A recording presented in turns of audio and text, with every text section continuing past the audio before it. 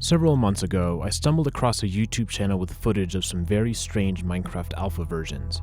Intrigued, I dove headfirst into the topic, discovering a variety of bizarre and difficult to explain anomalies. I made a video about this, and it has proven to be quite popular. The mystery of the Minecraft Alpha 1.0.16 versions is captivating, but the story is far from over. There have been some new things that will take us even deeper into the rabbit hole. Note that if you haven't seen my first video, you might not understand what's about to come. Are you ready to continue to unravel this enigma? Join me as we take a dive beneath the waves.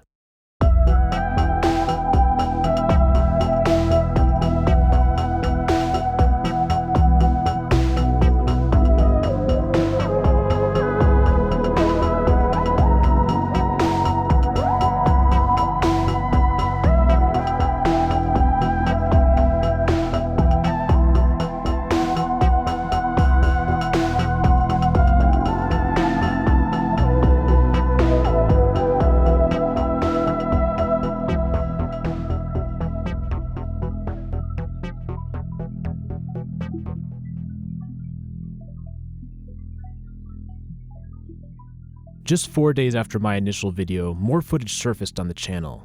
Entitled Sunrise, we joined Samurai 2001 during a night on their Minecraft world. They ascend the stairs in a tower and encounter a purple sky and a cracked moon. As they turn around, they witness the rising of the Crab Nebula in the distance, with a lone figure visible. The video abruptly ends with Dev2's comment, "Hope you're happy, Samurai 2001. Upon reading the video's description, we learned that this rare event was proposed by individuals identified as 5 and 2, presumably referring to the developers. However, the description takes a chilling turn. It's insensitive for some of you to impersonate someone who's not with us anymore and hadn't been for a long while. 2 was the oldest person in the developer team. The way it's phrased suggests that something may have happened to Dev 2. But what? In the next video, entitled Consequences, we see a desktop recording. The date is late August 2010, and the person recording goes by the name Vivivern. While we have not seen them before, the chat shows that they are associated with Exorcist. Vivivern asks Exorcist if he has been banned for a month. Exorcist reveals that they're having trouble accessing their account, so Vivivern attempts to log in on their behalf. Upon logging in, the game says joining server.hublegacy, and the player spawns into a world of white blocks. A message on top states that the user has been temporarily banned for violating the online play guidelines, with a remaining suspension of 31 days. Confused, Vivivern begins to explain the situation to Exorcist, but then decides to show him later. The description gives some detail about the banning process in the form of a conversation between 2 developers. In early iterations, the hub was used as a detention area for players who had been kicked out of testing. Vivivern appears to have stumbled across one of these when they attempted to log in using Exorcist's account. Just a few days later, there was a community post on the channel. 3 contacted me with the news of having found the second soundtrack album and requested me to share it, censoring her personal information just like the last time. Oh, she also sent this, an album cover that 5 quoted as not fitting the songs. Then, a link to a password-protected archive called OST2.7z. Discovering the key requires us to think back through the previous videos on the channel. Is there anything that we found but didn't use? One video in particular is noteworthy, the unknown version video. While it's probably most notable for the bizarre window that appears, the video contains another mystery. The player opens several numbered chests in their house. The order of these is 1, 5, 2, 4, 6, and 3. As it turns out, these numbers are the password to the locked file. Inside the archive there are 8 tracks, album covers, and a strange file called audio1.lzh. Each file corresponds to a track on the album cover and has a composer's note within the metadata. Let's take a brief listen to these tracks. The first is entitled Suomalainen Kehtolaulu, which is Finnish for Finnish lullaby.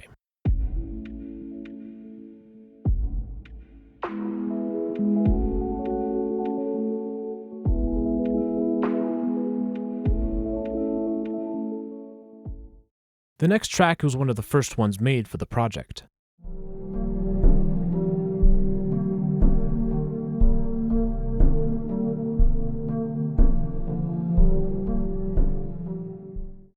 The third is called Estonian Reliquary. The composer's note mentions that this was a track for a barren place called the Low River. The following track is called Petrichor, or Before the Storm. Petrichor is the smell of rain.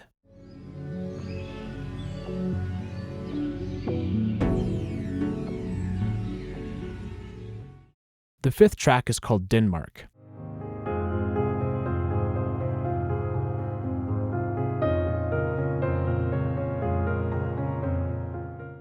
The next track is called Sunrise at Denmark, which is what we heard in the video Sunrise. The seventh track is called Factorial, and it plays on one of the records.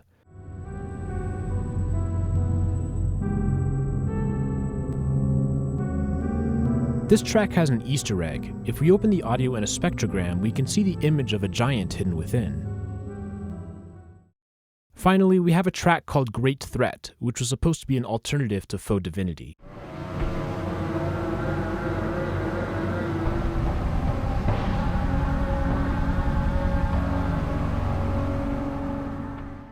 Audio1.lzh is also an archive. Upon extracting it, we discover a file called logo.txt. It was written by a player named Machine Rage. That logo on the OST albums we had? Yeah, it was ours. I thought that was pretty obvious though, so your question really caught me off guard. We plan to use it alongside Mojang's logo upon a full public release, but as you know, that never happened. They speak as though they are a developer. Is this a personal account, perhaps? There's one final audio file called e3pr.ogg, which is the soundtrack to the video called Presentation. About 3 weeks later, the fourth internal footage video was released. It was recorded by Dev 1. They navigate through Exorcist's world, jump into the water, and enter the iron door found there. This teleports them to the hub, but something is wrong. The entire location is submerged. Dev 1 explores the flooded halls, but the game quickly crashes. They open up a bug report and fill it out, indicating that the hub door is spawned in an illegal location. The description provides more insight into the history of the hub and the developers' conflicting visions for its design. Apparently, Dev 0 wanted a specific adventure type of hub, whereas the other developers wanted a more open variation. It appears as though Dev 0 has taken control of the hub development several times, enough that Dev 5 made a special track for when things went wrong. The description also confirms that Dev 2 had died in 2014. This caused Dev 1 to cut off contact with the rest of the team. The Dev 2 we saw in Sunrise was not the original. Someone was indeed impersonating them. The following video is entitled Reinsertion Point. Exorcist is recording his desktop as indicated by the Log Me In Hamachi window. It begins with gameplay footage of Shadow of the Colossus, a popular PS2 game released in 2005. The game involves fighting 16 colossal beings scattered throughout the fantasy world. However, there's long been speculation of a hidden 17th Colossus. The video title alongside the name of some other documents on the desktop appear to show that this video contains the legendary duel. However, just as things are about to get going, the Minecraft instance in the background displays a loading screen, prompting Exorcist to pause the video and switch to the game. Once again, they find themselves in the hub, although the textures are notably different. As Exorcist explores, he stumbles across a bizarre structure floating in the air. Suddenly, he is startled by the appearance of Dev 0. The audio crescendos and Exorcist enters an iron door, leading to the overworld. The description of the video provides further insight into the hub's history, including its many iterations and changes. There were unique textures for special occasions, such as when a player is unsuspended or recruited. This explains why Exorcist's hub looks so different. The video shows the moment when his account suspension expired. One other detail worth mentioning is that a fortress mode has been added to the game. We also learned that Exorcist is using a cracked client. Sometime in the past several weeks, there were some changes to the description of the video discovered. It now includes a link to a website, xalpha-dev.github.io. This appears to be a reconstruction or an archive of the original site seen in a few videos, and as a result, not every link works properly. The homepage showcases several features that we've seen in the 1.0.16 versions: survive, explore, connect, and fight. Each includes a screenshot as well as a short text description of what's new. The navigation bar at the top has links to several other incomplete pages. The download page exists, although the links are broken. The FAQ page, however, includes an interesting tidbit about the hub. Question: what is the hub? Answer: the hub is an area that allows you to see other players. You can enter into other players' worlds through this. Do make sure to behave yourselves and not have too much fun in their worlds. As for how to access this, you'll have to find out yourself. From this, we learned that the hub was actually a feature that players would have known about. It's on the website, after all. The register page allows players to enter their Minecraft username. This gives a key which is required to play the Lilypad QA jar that I mentioned in the last video. It's a change from the email system that was originally in place. If you want to play Lilypad QA, you will need this key. The most interesting section on the site is bug reports. While only a couple of reports are archived, we can nonetheless gain some insight into the internal bug fixing process. For example, the bug from internal footage 4 is here, with the hub spawning underwater. Dev1 has another bug about the chunk name generation, and several developers discuss it. Then there's a bug report from a player named JSSam1999 who complains about the music not working. There's also a report about a player falling below bedrock. And then there's a bug report called Weird Thing that includes a video called Attachment B849.avi. According to the comment, the player is experiencing unusual occurrences in their world, including the appearance of black players and a sun that spawns monsters during the day. The video attached to the bug report contains a slideshow of several screenshots. In many images, there is indeed a dark recruiter somewhere in the background. Additionally, there are pictures of a cracked moon and nebula in the sky. The footage switches to a video about halfway through, and we see that we are now in Samurai 2001's world. The sky looks as strange as it did in the sunrise video. The player opens their inventory and selects what appears to be goggles of some kind. They stare out at the moon. The video then cuts to the player descending into their house and then into the mine deeper and deeper. Finally, they reach an underground river. Is this the low river biome for which Estonian Reliquary was composed? It's at this point that the story takes a turn. On October 8th, 2022, an event relating to the channel occurred outside of YouTube on the official RGN Discord server. This is colloquially known as the Dev Raid. Several accounts joined and began posting cryptic messages about the alpha versions. The first account was called Pertcol3. They posted several data prints in base 64. When decoded, they lead to imager links. Each of these are interesting in their own way. For example, the first image is of a world, but with strange colors. The language of the screen is different. Another image appears to show the inventory, but with a confirm slider and the word transformer. There's an image of a list of sound files, as well as one with some sort of in-game timer. Another image is low quality, but seems to show pixel art, perhaps saying 54%. And then there's an image containing a strange new bipedal mob that has not been seen thus far. A different user called Plural sent a file called btr.zip. It contains a folder called Oh No and a log file that shows one of the developers apparently being fired by Dev0. Then there's a very strange video, seemingly recorded in 2016. Let's watch it.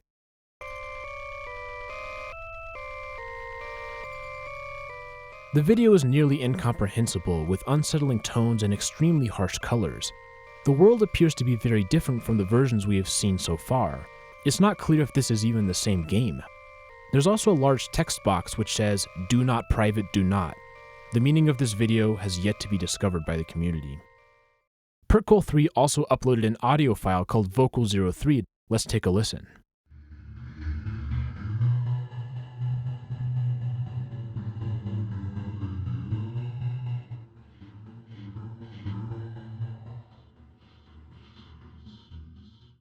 During this dev raid, a user began to livestream a new version of Lilypad, but at an extremely low quality. A video of this encounter has been archived online. Let's take a look.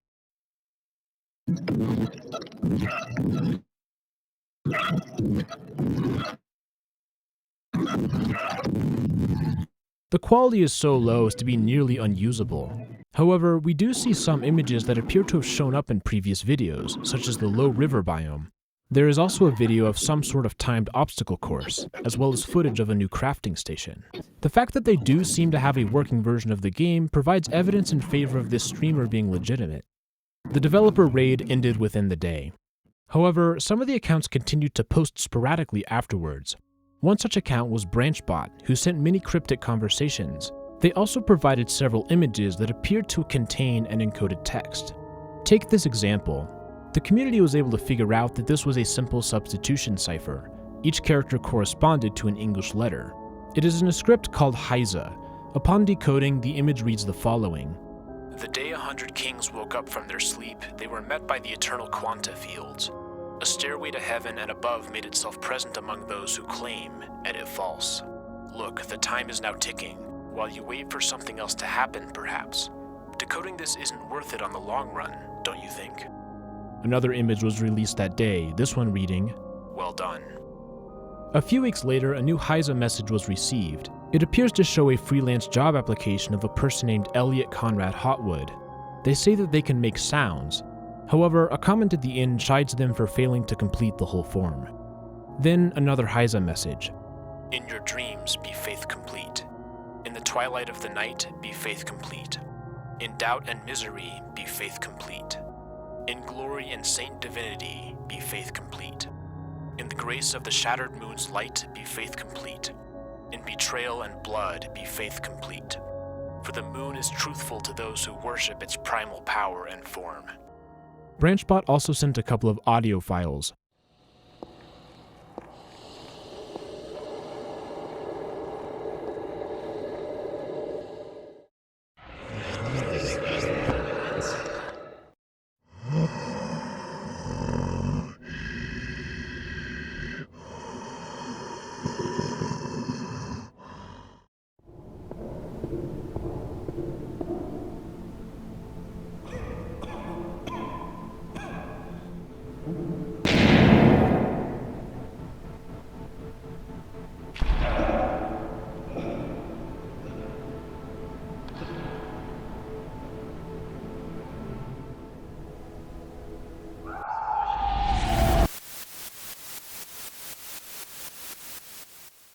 Finally, there are a couple of additional images worth showing here. They range from screenshots to cryptic faces and figures. One such image is called Moon Priest. When it is brightened, it reveals Hyza, which says, "Do you believe in faith?" The purpose of the BranchBot messages is not well understood by the community. They oftentimes have a religious or mystical quality to them, which doesn't always match the tone of the YouTube videos. Perhaps Elliot is one of the developers, or perhaps the entire sequence is a red herring. I encourage you to do some research on these messages, as we haven't quite solved them. We shall now exit Discord and return to YouTube with a video called Home. It showcases an interaction between Orbital and Dev6. Dev0 joins the game and the video suddenly ends. The description explains what happened. It appears as though Dev0 used Orbital's world for the E3 presentation video. When the video was rejected, Dev0 blamed Orbital for the failure. We learn that there are several branches, including 1606, 5, and 4, as well as a version called Cypress. We discover that name tag players were real people, not AIs. The speakers speculate that they might have been developers of previous versions. It seems as though the R4 jar will be released soon. Then, in late January of 2023, the longest video ever on the channel was released. This is because it contains 7 videos. It is called Video Collection. These videos come from various sources, according to the description. Video 1 shows us a new game mode called Free Run. The player selects the construct map, and we see that it is a parkour world designed to help the new players learn the jump controls. The player explains how if you follow a certain set of instructions, the game will crash and delete the saved worlds on the computer. Video 2 is also a tutorial, but this time it explains how to access a secret world in the game files. If the player loads their worlds in the order 4, 1, 5, 3, and 1, the second world will be transformed into the secret world. As far as I can tell, this world has not been seen in any other videos. The third video shows how to find a creepy Minecraft error world. The player dumps all their items into a chest except for a pickaxe. Then they say that you must place stairs up to the build limit and wait for nighttime. Once night arrives, they walk up the stairs to the top before jumping into the void. The game loads into a new world full of dark, reddish bedrock. A few obsidian blocks can be broken, revealing a lava pool with a sign that says debug. There's no way out of this room except for dying and respawning.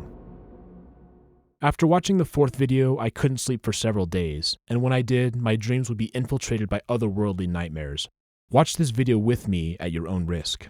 Hello everybody. I was working. I want to show you this really cool house I made in Minecraft, right? Yeah, we will go outside and. Why are there Upside down tees? Why? What the frick? Why?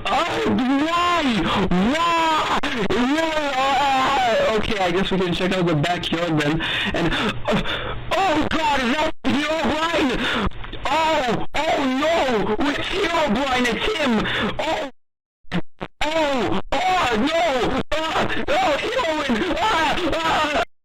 It's difficult to imagine anything scarier than that. On to the fifth video. A player enters an iron door and they are teleported to the hub. As they wander around, they make their way to the outside of the structure. It exists in a sea of debug blocks. Suddenly, the world goes dark. Then the night sky is replaced with a strange blue texture. There are several dark characters. Recruitment client accesses illegal location, may cause bugs. The characters move in sporadic and chaotic ways. The sixth video is a tutorial explaining how to play Minecraft online. The video is JS Sam 1999. We've seen them before on a bug report complaining about the music not playing correctly. Sam's account is suspended. He opens the game folder and locates a file called act.id. In a hex editor, Sam changes a few values and saves the file. When he launches the game again, it says that he is logged in as dev2. It is possible that someone used this tutorial back in Sunrise. This appears to be how they were able to impersonate a developer. For a brief moment, we were able to see some information on the launcher. We discovered that development of this version has come to an indefinite halt. Then there's an FAQ. It appears as though this version is a total conversion mod of 1.0.1605. It says that recruitment was a social experiment by Dev0 to see if people would even notice that there were multiple versions. We also learned that 1605 was branched because it relies heavily on online play. This video also contains a rather interesting screenshot of Sam's Documents folder. It contains several files that are known to be lost media. Take, for example, livestream.com Minecraft Every Day 8/30/2010. If you're an RGN connoisseur, you'll know that August 30th, 2010 was the date of Copeland's infamous stream in which he pretended to stumble across Herobrine.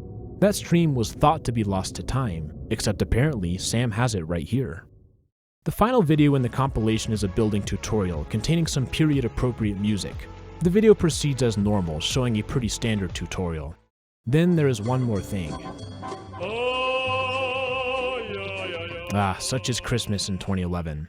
The video ends with a handheld camera shot of a computer screen. The skin is dark. This is a view of a recruiter who has been watching the players this whole time.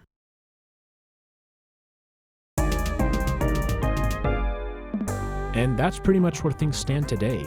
I've updated the slides with all of this new information. It includes the entire dev raid. There were far more messages than I mentioned today, including some Q&A type things.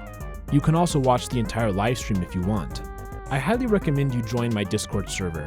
As you can see, some alpha version stuff has actually occurred there, so if you don't want to miss these types of things in the future, make sure you are a member. We will go ahead and end with that. This has been RGN. Thank you so much for watching, and I'll see you all in the next video. Have a great day.